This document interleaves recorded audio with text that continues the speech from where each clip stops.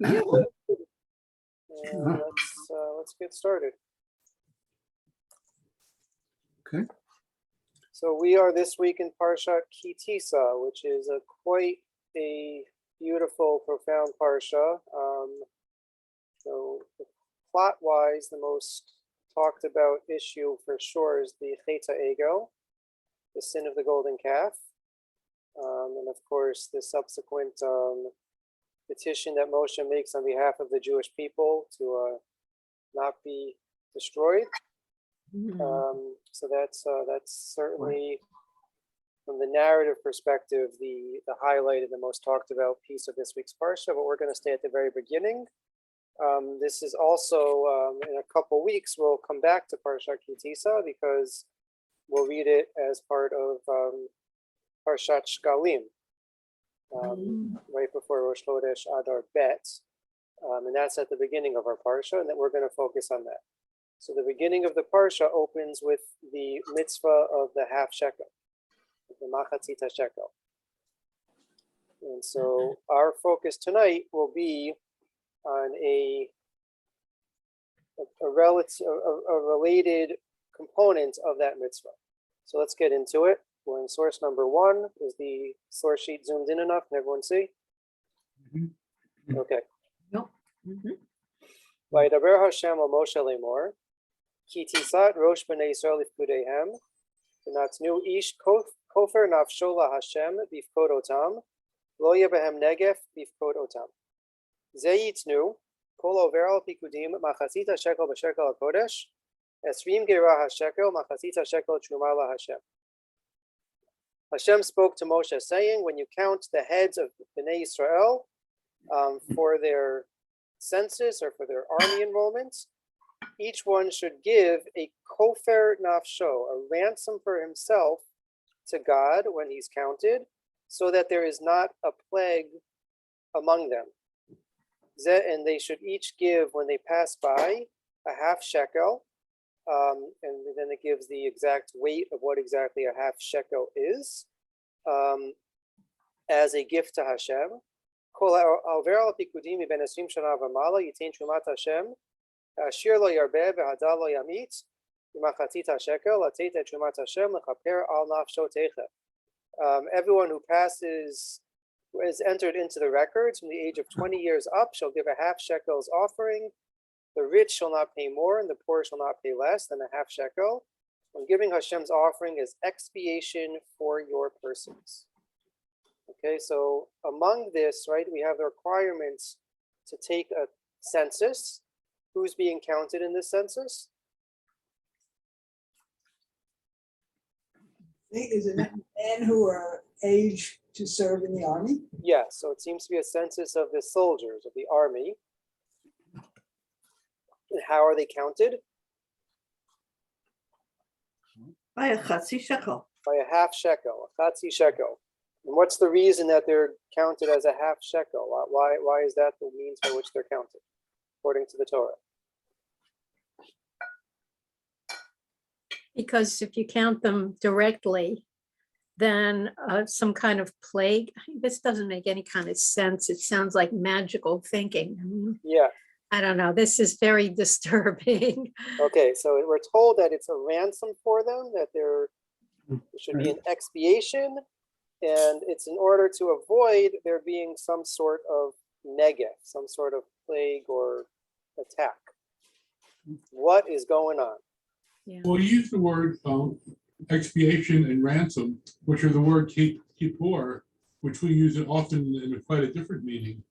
So that's just what strikes me. So What exactly how would you use that?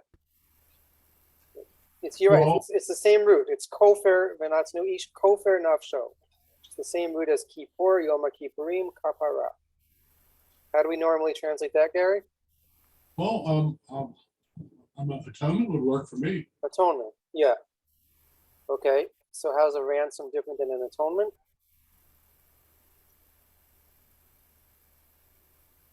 You're muted, Gary. You're on mute. You're on mute, Gary. We can't hear you. A ransom is an affliction, and atonement is something you do with your faults.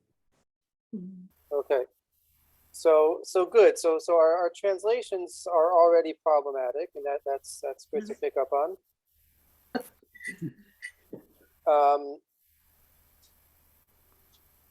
And we don't know exactly what the plague is, but from here comes, or this is one of the potential sources for what I wanted to talk about tonight, which is the whole question of counting the Jewish people. So in general, do we count the Jewish people? Do we count Jews? No. No. We at not least- About count. the counting of the not one. Yes, exactly, exactly. So this comes up probably most commonly in shuls when you're trying to see if there's a minyan present. So you'll see that people get to all sorts of creative ways of getting to 10. We'll come there at the end of the shir. Some other contexts in which this might be relevant. There's a rich literature about taking a census of a country, right? So there's one question about whether Jews can participate in an American census, a British census, a French census, a census of any country, right? Are you allowed to participate in this counting? And perhaps a completely different question is, what about the state of Israel? Yeah. Can the state of Israel conduct a census? Can Jews living in the state of Israel participate in the census? So we'll get there at the end. We're not going to get too deeply into the sources with that, but we'll hopefully this will let us think through what the different approaches to it might be. Right, this might also come up in the context of planning for a simcha. It's been a while since we've had a real event in shul in person, but we always need to try to figure out how many people are going to be there, right? Get the number to the caterer. So planning a bar mitzvah, planning a wedding, right? Is there any issue with counting there? And I think also frequently, having company over the house. How many people do we need to set the table for? Is there any issue with that? So these are some common applications of this idea. But let's see what the possible sources are and how the Gemaras and primary sources deal with it. The first source is actually perhaps a non-source for us. So that's in Sefer Bamidbar, source number 2. Bamidbar, right? Why is Bamidbar is in English called the Book of Numbers? Oh, Because it has at least 3 different countings of the people, 3 different censuses. But so notice what happens here, or what doesn't happen here. Right? Hashem Moshe b'midbar Sinai b'Omoed b'Echad l'chodesh hasheni b'shana hashenit tzitza me'eretz Mitzrayim le'mor. Hashem speaks to Moshe in the desert, in the wilderness of Sinai, in the 2nd month when they left Egypt. Su'u et rosh kol adat b'nei Yisrael l'mishpachotam leveit avotam mispar shemot kol zachar legugol otam. Count the heads, or the heads of the entire Jewish people according to their families, according to their clans. Every male should be counted. So again, not clear from here. It seems it's only the men, but maybe women are also included in this count. Here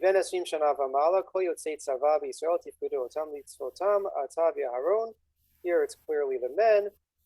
Anyone aged 20 or up who's going to fight in the army, you and Aaron should count them. And there should be the chiefs of each tribe with you as well. So what strikes you here as interesting? How is this count similar or different from what we see in our parsha?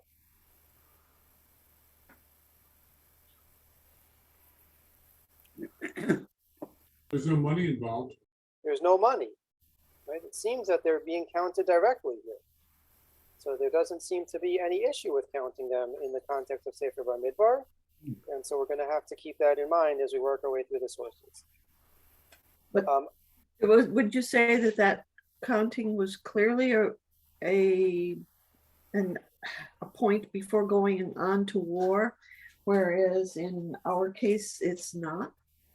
Okay, so in our parsha, good. Our parsha is not talking in a military context, right? We're not preparing for war, but it is counting those who are eligible for war. So war fits in prominently, right, all these countings, and it's not clear. So what's the, you know, what might another reason be for counting the people in our parsha? Like, let's, before we move forward, let's move backwards. Well, they're building the Mishkan. They need to have an idea of whether they have enough to make the Okay, different bases for the big pieces of wood that are going to be used in two different places, both on the outside and on the structures. on okay, the so it's possible that it's connected to the Mishkan, either to ensure that there's going, right, that this Katzi Shekel is going for the Mishkan, so they need to, you know, and we spoke about last week or 2 weeks ago, the need for everyone to participate or be represented. So maybe that's why we have a census in our parsha. Any other ideas about why specifically in Parsha Ki Tisa there's a census or need to count the people? It looks like this is a census of tribes. You and Aharon shall record them by their. Oh, no. deeds. So sorry, we're back in source one. Oh, okay. We went backwards for a second. Hmm. Right, you're correct. And by Midbar, it's definitely by tribe, and that's clearly to organize the army. But why in Parsha Ki Tisa would they be counting the people? Well, the money's to be used for communal offerings also, Right, the Tamid offering, and right. so everybody's participating. So it's another way of getting everybody involved with it. Okay, and maybe we could take it a step further and say that, you know, as the Mishkan is going to go into service, there needs to at least be some sort of way of recognizing or including every individual in the communal worship. But I think another common explanation, and it's a little tricky because there's a whole debate about what the correct chronological order of Sefer Shemot, or the second part of Sefer Shemot is. But there are those who say that this came after the Chet HaEgel. And so it's a way of, you know, that the kapara, the atonements that they're looking for is an atonement from having participated in the sin, or to know how many people died as a result, you know, in the aftermath of it. So it might have connection to that as well. But all our other censuses are going to certainly be in a military context. So it would seem. Okay, source number 3, and we could point to other similar psukim in Tanakh. I'm not sure why the Gemara specifically chose as Hosea to base this in, but Hosea, as part of his prophecy, says, "V'hayam yispar b'nei Yisrael kechol hayam asher lo yimad lo yisaper." The number of the people of Israel shall be like the sand of the sea, which cannot be measured or counted. What does this echo of? The promises to the Avos. Yes, the promises to Avraham and to Yitzchak, right? Your children's descendants will be like the stars in the sky, like the sand in the sea. But there's a promise, right? There's both a promise that Bnei Israel will be innumerable, and also among that, right, that they cannot be counted. Whether that's a descriptive of just how large they are, or perhaps more of a prescriptive, don't do it, don't count them, don't try to count them. So we have this verse in Hosea, and then we have two seemingly war contexts of countings. The first is when Shaul is preparing to go to war against Amalek. Remember, he doesn't succeed. He doesn't wipe out the entirety of Amalek. But as he's preparing to go to war, to battle against them, we read, I'll just skip down. I think the English is already on the next page. Vayishma Shaul et ha'am, vayifkedim batzlaim, 200,000 ragli v'aseret alafim et ish Yehuda. So Shaul hears this, and he musters the troops, and he enrolls them at Tlaim, 200,000 men on foot and 10,000 men of Judah. What exactly does it mean, Vayifkedim batzlaim? So most understand Tlaim as being Right, the pshat, the way it's translated here, it's the name of a place. That this is where they were gathering to go to war. So they've gathered in this place called Tzfa'im. But the word Tzfa'im has a second meaning. Anyone know what a tela is? Tzfa'im? The Etzba? Is it from Not- Etzba? Nope, not from Etzba. Means sheep. So as we'll see, the Gemara reads this as he counted them via sheep, meaning in Sefer Shmot, each person gave a shekel or a half shekel as a way to be being counted. Here, there are those who understand that each person gave an animal as a sacrifice, and that's how he counted them. That's how he knew how many there were. Okay, and then the final possible source or relevant source is with David. David is in the midst of a number of battles, and he orders his general Yoav to take account of the people. And it's introduced. Let me get you the English. It's a very strange. The whole story is very strange. Vayosef af Hashem lacharot b'Yisrael. Vayaset et David vahem lemor lech minei Yisrael vet Yehuda. The anger of God flared up against Israel, and he incited David against them, saying, "Go and number Israel and Judah." Right. So this is something which is like already Hashem is setting David up for failure. Hashem tells David, "Go and count the people," but it seems that he's not. He doesn't really want this. And so David takes it seriously. He says to Yoav, his army commander, I'm just going to read in the English, make rounds of all the tribes of Israel from Dan to Beersheba and take a census of the people so that I may know the size of the population. Yoav answers the king, may the Lord your God increase the number of the people 100-fold while your own eyes see it. But why should my Lord want this? However, the king's command to Yoav and the officers of the army remained firm, and Yoav and the officers of the army set out at the insistence of the king to take census of the people of Israel. Continues, they go throughout the country, they take a census, and as they're about to report back, we read the next bolded part in the English. Afterward, David reproached himself for having numbered the people. And David said to the Lord, I have sinned grievously in what I have done. Please, O Lord, remit the guilt of your servant, for I have acted foolishly. And so David realizes that this was a mistake. He should not have counted the people. And the prophet God comes and tells David, you really messed up here. But here's what God's going to do. God is going to let you choose your punishment. He gives David a choice. What follows is what we say every day, not today and tomorrow, because it's Purim Katan, but what we say every other day in Tachanun.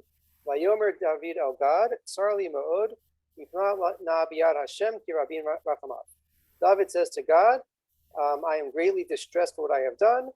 I choose to fall in God's hands because God's mercy is great, and maybe He'll have compassion on me. We read about the punishment that God brings against David. 70,000 people died. So clearly David was in the wrong for taking this census, but we don't know why. We just know, right? Hashem did it as sort of a trap for him. David falls for the trap, realizes his mistake once it's too late, and then he suffers the consequences. So what's going on? What exactly is the issue with counting the Jewish people? What did David do wrong? Shaul, when he counted the people before going to battle against Amalek, doesn't get punished for it. So what did he do differently? And again, in Sefer Bamidbar, there seems to be no issue with counting the people directly. So how do we make sense of all this? Perhaps because it wasn't wartime.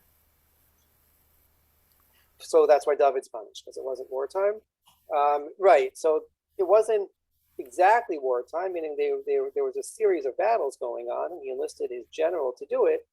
But his general even told him there's no purpose to this. Right? It's not clear what the purpose was for Shaul when he wasn't punished. Why, right?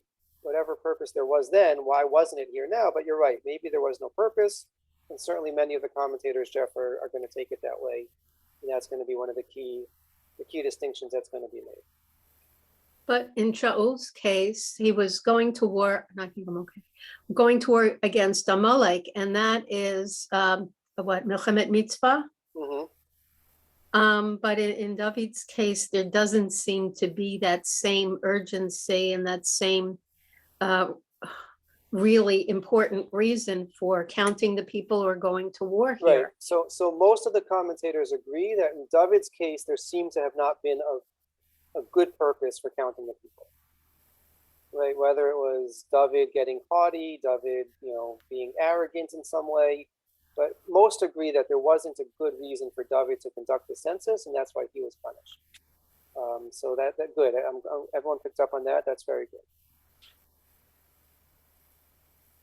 Okay, so just this Gemara in Brachot is great. Talking about David. Source number 6.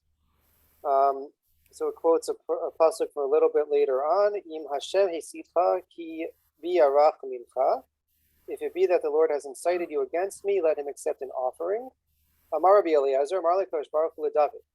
So this is how he understands God's instructions to David. Mesitz karitali, ariani machshiocha bidvar shafilu tinoko shel beit rabban yodim oto.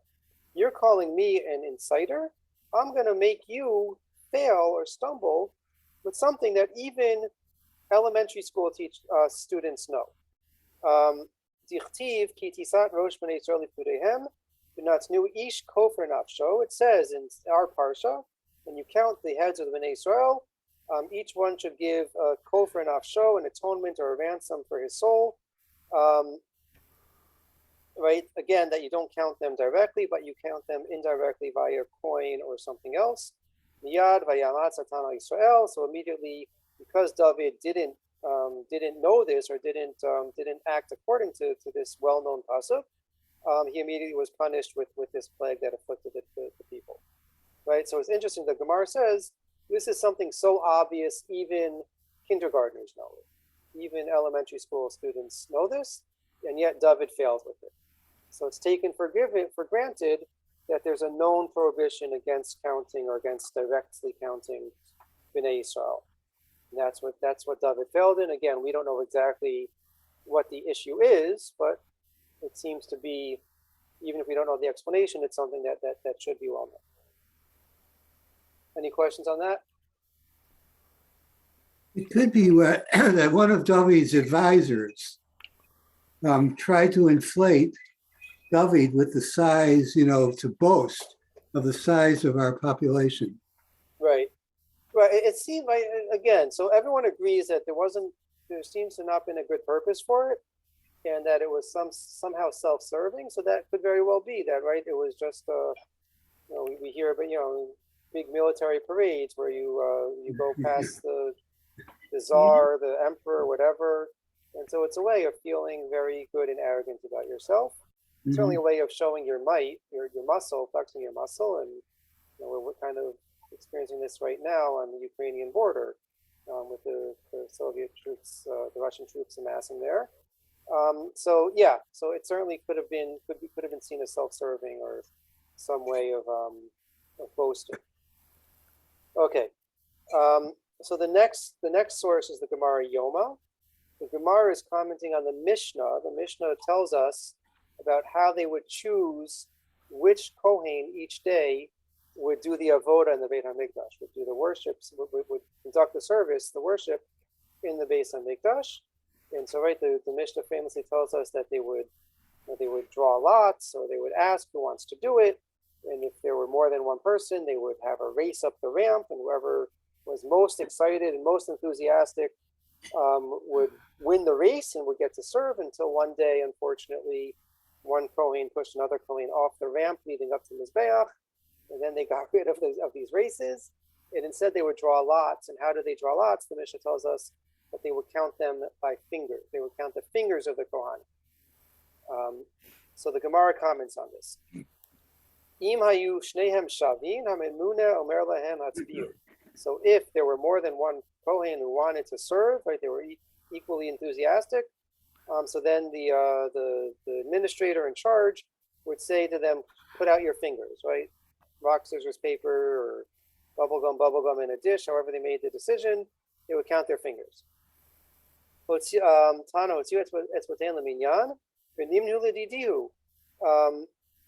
right? So the Gemara asks, why do they have to put their fingers out? Just count the Kohanim directly. Why do we have to count their fingers?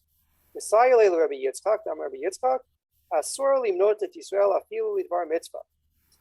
Rabbi Yitzchak, who says it's forbidden to count the Jewish people even in the case of a mitzvah. As it says elsewhere by Melech Shaul, he counted them by bezek. Bezek is understood here to mean shards. Each one gave a little pottery shard, and that's how they were counted to know the number of soldiers that was with them.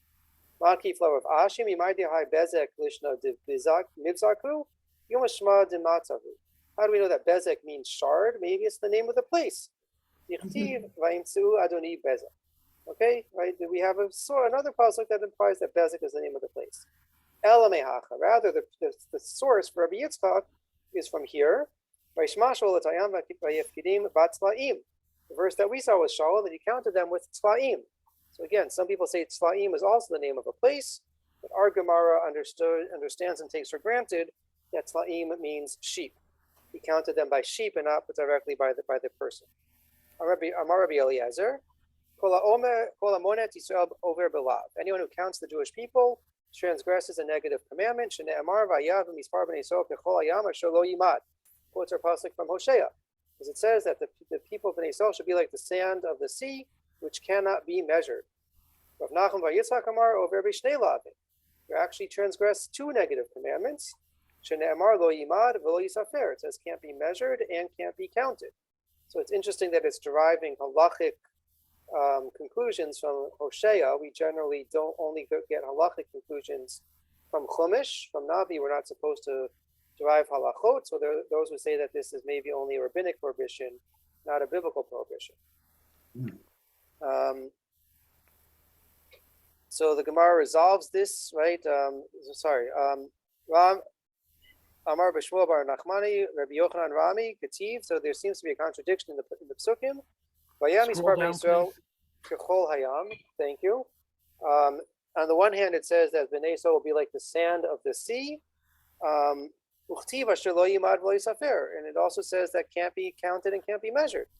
So, right, even though it's very hard to do, in theory, it is possible to count the grains of sand in the sea. It is a finite number. So how do we resolve these seemingly two contradictory psukim?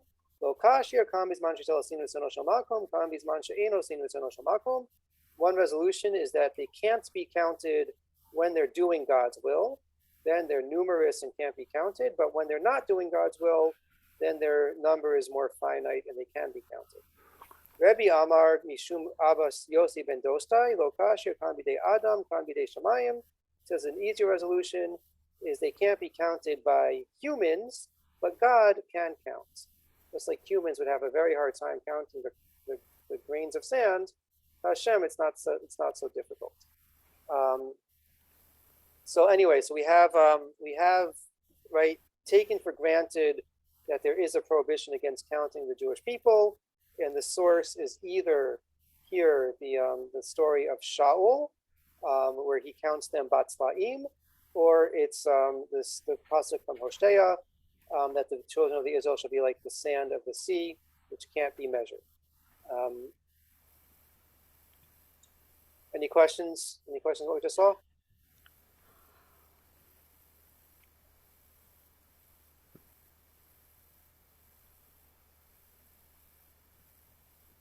Okay, moving along. So the English here is just a summary of the source that we have above of Shaul Yisraeli, who was a leading figure in, as you can see, his dates, but was a well-recognized religious Zionist leader and thinker. So he talks about Inyan HaPayis as far as counting. Ayusofrim rak al yedei etzbaot. They would count only by their fingers. Mochicha Gemara shegam ba'ofen zeh yesh isur. The Gemara says that even counting indirectly, counting fingers and not people, also has an element of prohibition. Ela shehu isur acher lo mikra de Tisa. But that, right? Remember, our Gemara was commenting on the Mishnah about counting the Kohanim, and it does not quote our pasuk from Kitisa. It does not quote the pasuk that says that they should each give a kofar nefesh, and they each give a half shekel. It quotes the pasuk from Shaul or from Hosea. L'manu zot mehad Shaul. We learn it from the story of Shaul. Shagam sham lo yah be'isur mikoach haparsha de Kitisa, where the prohibition is not from our parsha in Kitisa. Afal pichein takdu mirak al yedei davar acher. Nonetheless, the Kohanim were only counted by their fingers and not by their person, by their body. So he says there's two separate prohibitions when it comes to counting Jewish people. Echad mitzad ayin hara yechashesh hanegef zehi rak b'sfirat kol Yisrael. The first concern, he says, is that it's a concern of ayin hara, somehow putting an evil eye, a jinx of some nature. Beyond me what exactly that ayin hara is or how it works, but so one element is placing this ayin hara. That's only when you count the entire Jewish people. Lo hutar ela al yedei machatita shekel kofar nefesh, and that's why in Parsha Kitisa, where the entire nation is being counted, we have to we're not going to get into. We recognize the difficulty that it's only the men of army age being counted. Women are not being included in that count. Minors and elders are not being included, but fundamentally that's about counting the entire nation.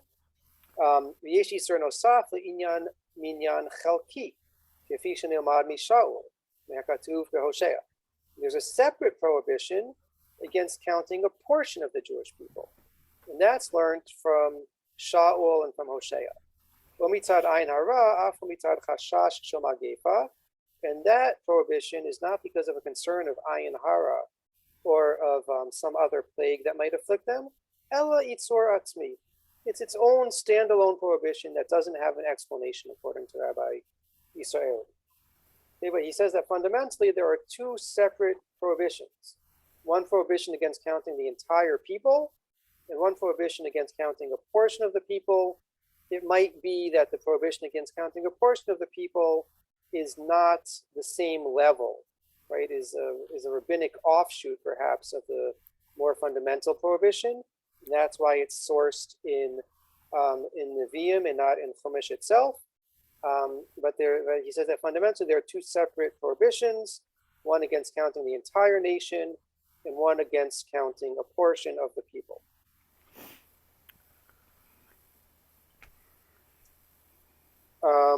Is it possible to make a list of names and to count from there? Okay, so we'll get there. Okay.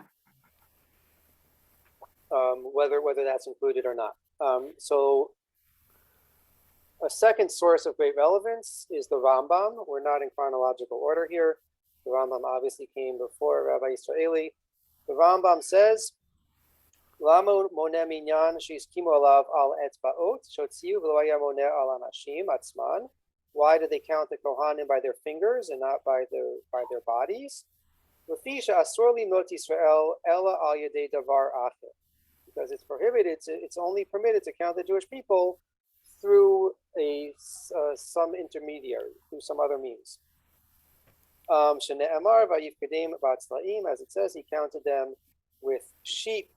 So the Rambam is interestingly saying, even when it's a portion of the people, he doesn't make the distinction that Rabbi Israeli made. He said that the prohibition holds true whether you're counting the entire nation or you're counting a portion of the people. Shaul had the same issue that we had in our parsha in Tisa.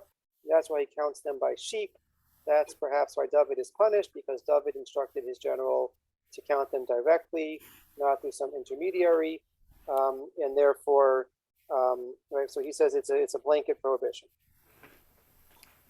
A third approach, conceptually, to try to reconcile these different things is the Tosfot read, who lived a little bit later than the Rambam.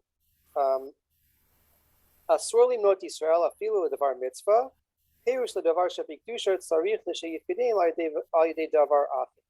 Right, so he says, you're not allowed to count the Jewish people even when it's for a mitzvah purpose. And so if you're counting them for something which is sanctified, then it should be done with a secondary object. Aval shelo l'davar mitzvah, afilu al yedei davar acher asur. But if it's not for a mitzvah purpose, then even through a secondary item, it's forbidden. What's that referencing? Even, right? Even a secondary item is forbidden.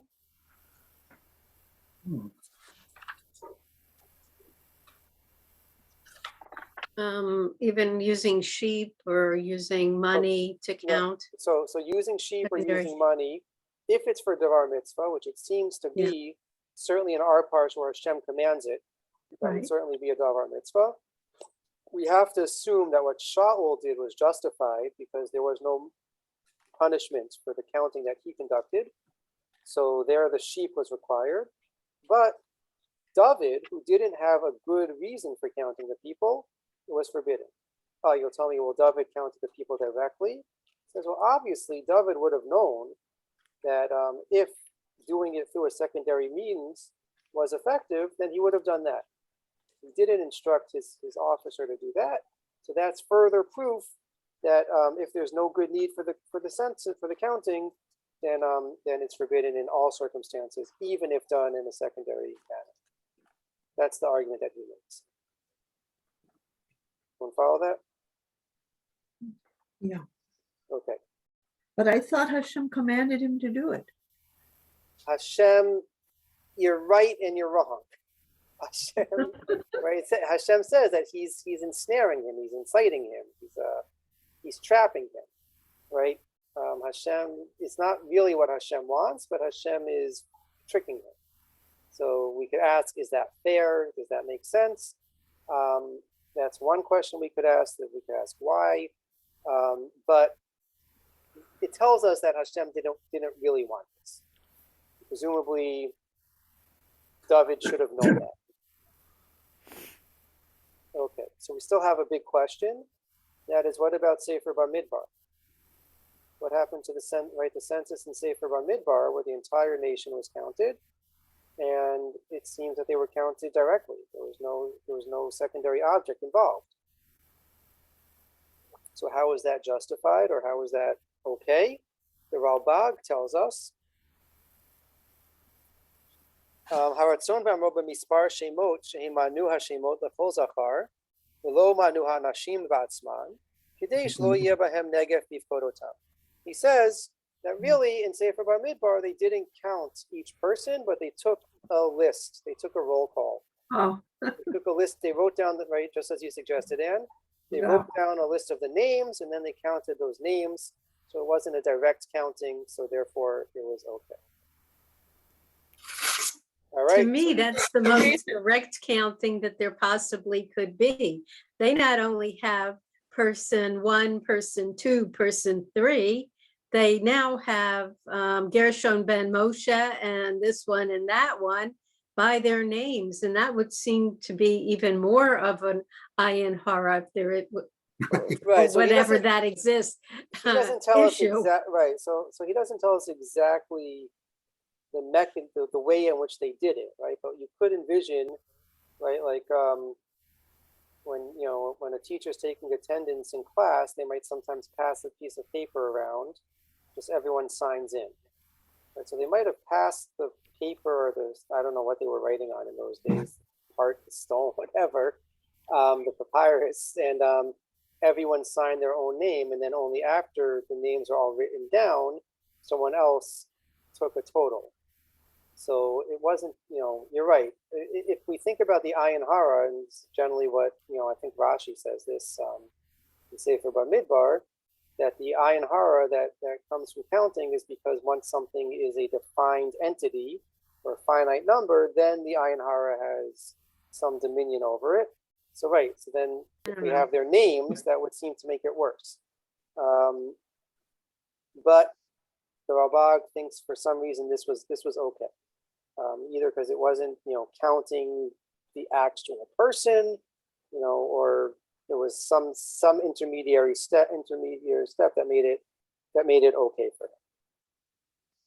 Okay, so those are this is kind of just an overview of some of the approaches to how we understand and make sense of these different sources and what exactly is going on, what the nature of the prohibition is. So I have a few sources. Let's just see them.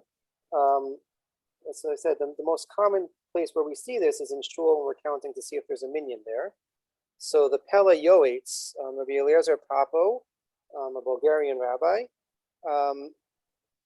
writes in source number 12, Yadua Isur Hamonet Israel, Umasha Ira LeDavid HaMelech Alav HaShalom. Right, so it's well known the prohibition against counting the Jewish people, and we know what happened to David when he inappropriately counted them.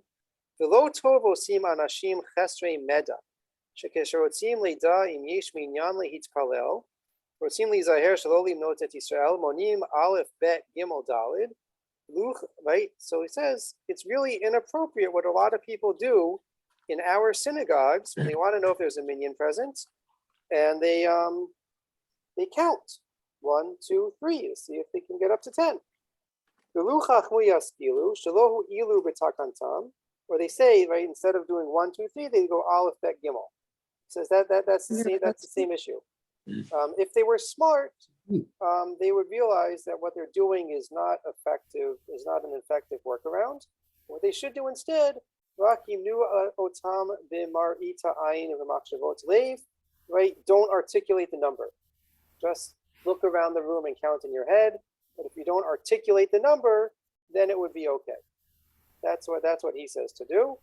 The Kitzur Shulchan Aruch gives the suggestion that I think is most well known to us in source number 13.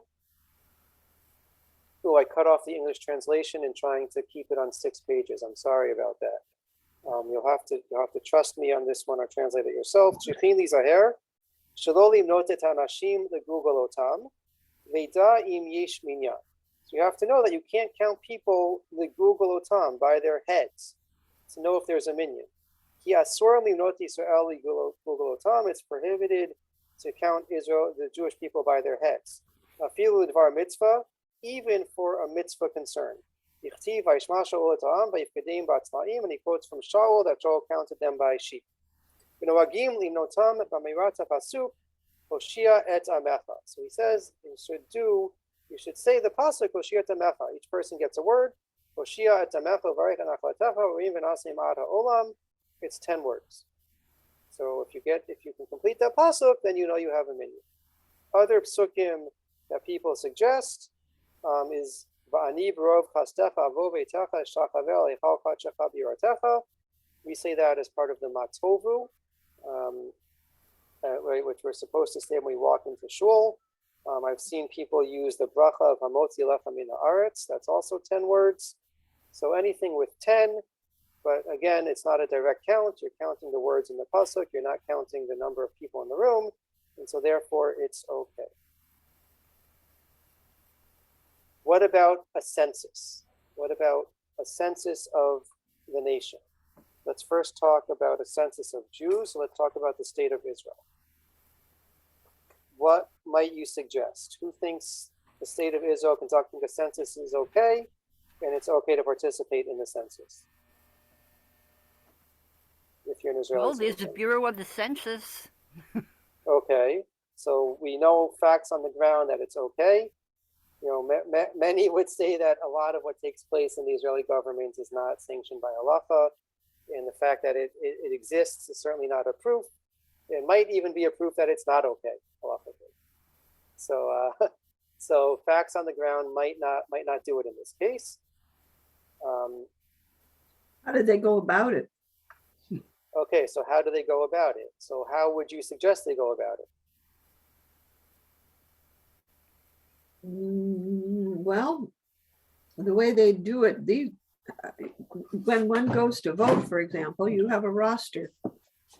So they could do the roster thing.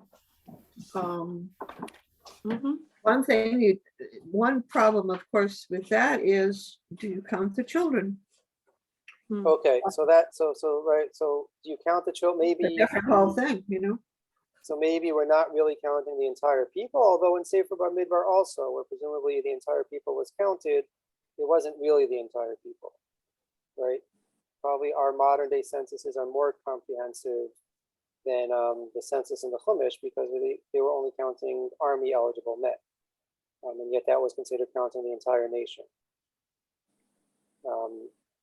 So we would have to ask the questions, right? Halakhically speaking, is there a difference if you do count the children, don't count children, include women, don't include women? Yeah, those are all issues that have to be worked out as well. Right, so, but let's see, right? Certainly, I think we would all see there being a halachic issue if, in theory, there were one census taker going around the country counting each person taking a head count, right? That would seem to be problematic. Yeah. What would be less problematic in that regard, right? We could do it based on taxes. Right? We could impose a half shekel tax or some other tax and see how many people pay that tax. And that would certainly be in line with what our Parsha tells us to do, and that would presumably be fine. What about— That would be incomplete though, because you wouldn't have the unemployed, the Yeah. poor, Yeah, so you run the into all sorts homeless of and so on. problems, right? Right, and again, these are the same issues that any country faces. Right, we heard a lot of these concerns in America in the 2020 census with right the undocumented people that rely on government services. It's so yeah, so doing it through a tax is not necessarily effective to provide some of the civil services that government normally supplies for people. So what about walking around and collecting names? Would that be okay?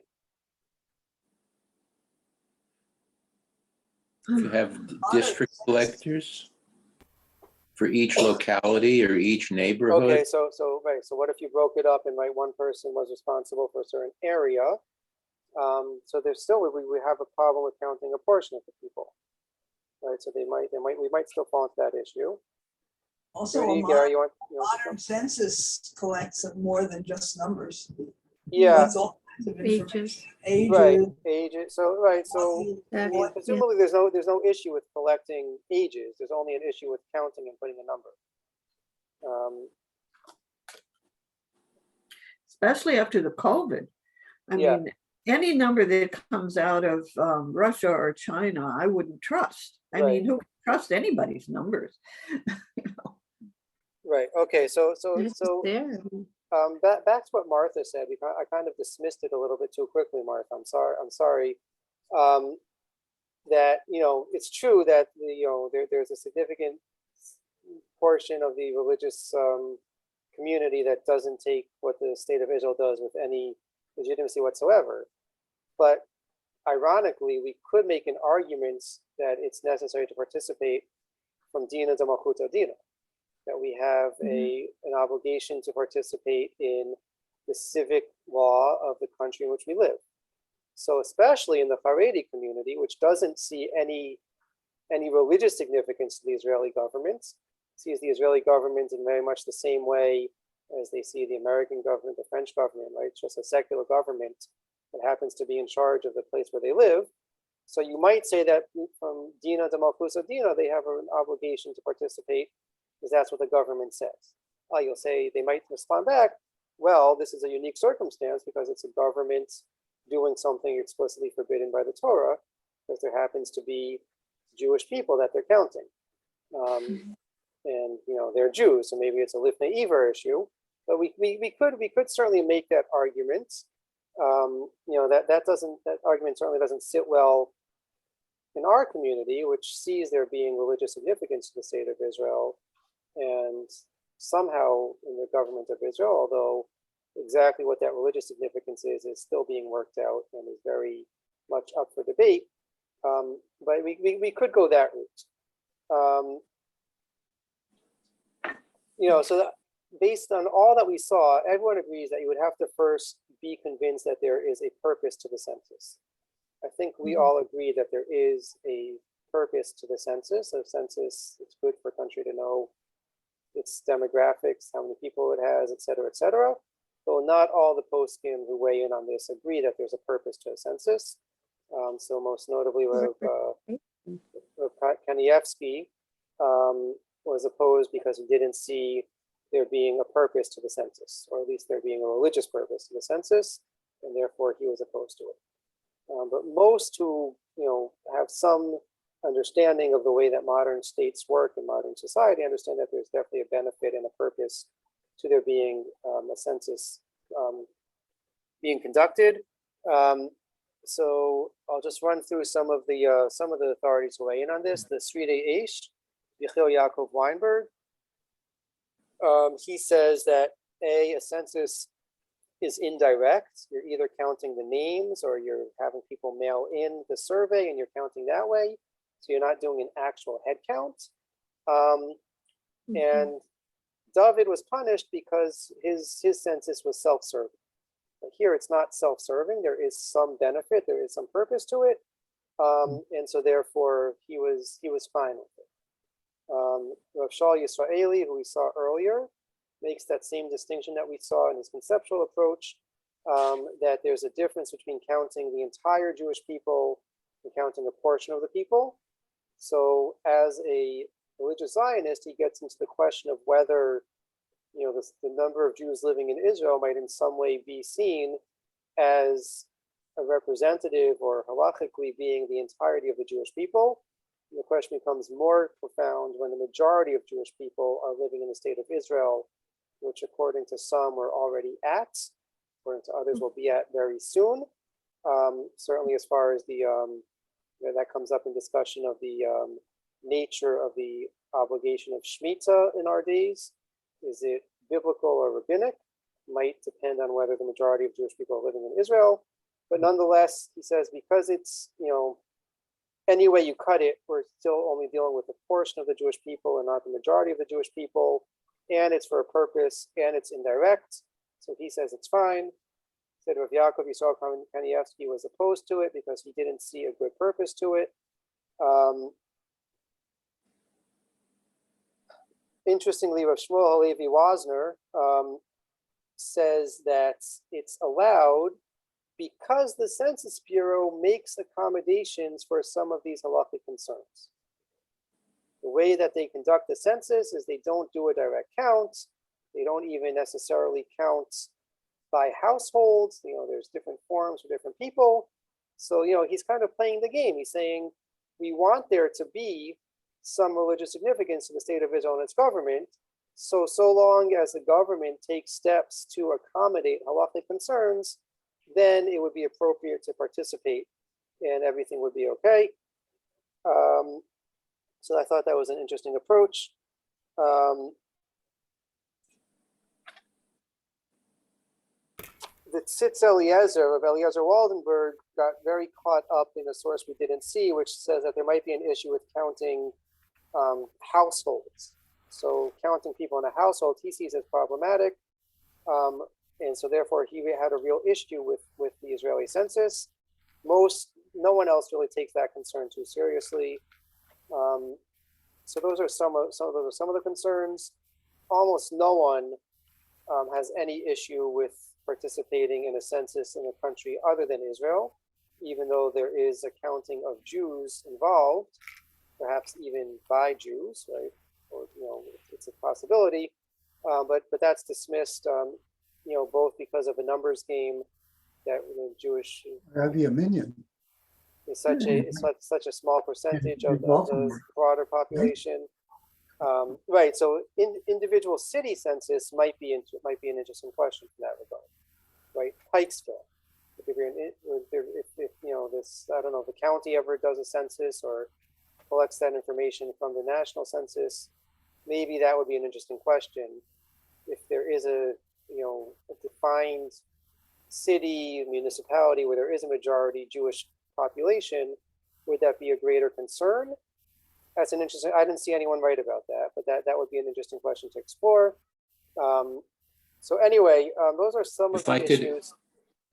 Go ahead. If I could add, I had occasion to, in doing research, to find that in the city of Lodz, there was a large kehillah, 240,000 Jews at one point. Yeah. And in order to function, they had to raise money. So by law, by the national law, the recognized religious community had the right to tax with membership dues proportional roughly to income every person in the Jewish community, every adult in the Jewish community.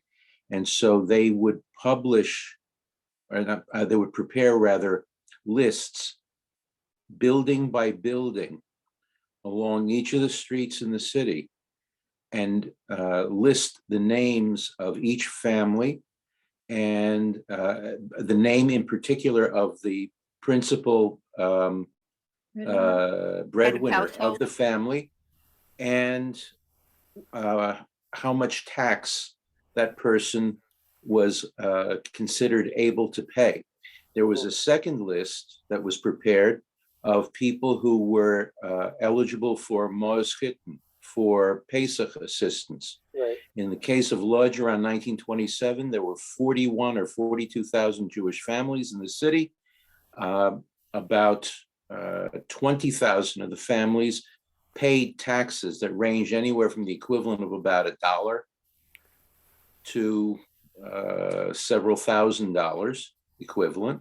And then there were 15 or 16,000 families that qualified as too poor to pay the minimum, and therefore they were eligible for the Mos Chitin Pesach assistance. And that was a list, name by name. So you're either on the list of the givers or the list of those who must take, because the community has that responsibility. Did they take an actual census of how large the community was? They had people going to the administrators of each building, the super of each building, who lives here. And if the super didn't cooperate, they would go around and ask. Jews lived in concentrated neighborhoods like here in Pikesville. Right. And so that people would go house to house, who lives over there, who lives over there. And so this was prepared year by year. And it's a source for finding ancestors potentially. If you know the name and you have an idea of the address, you can follow that person or that family over generations. It's not a complete set of records.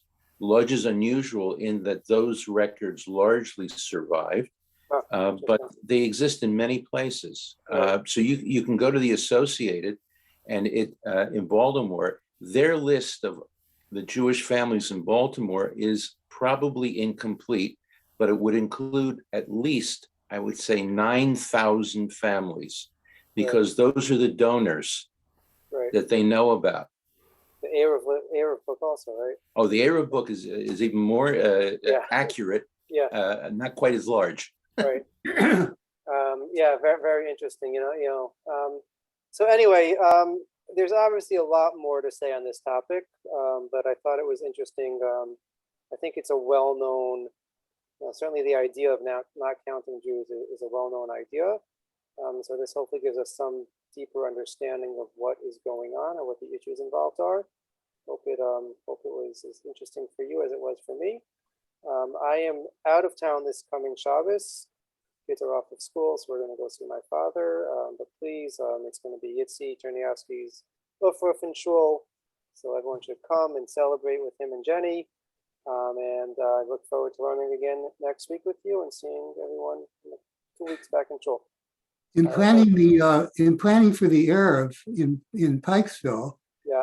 there's a question of whether it's two communities or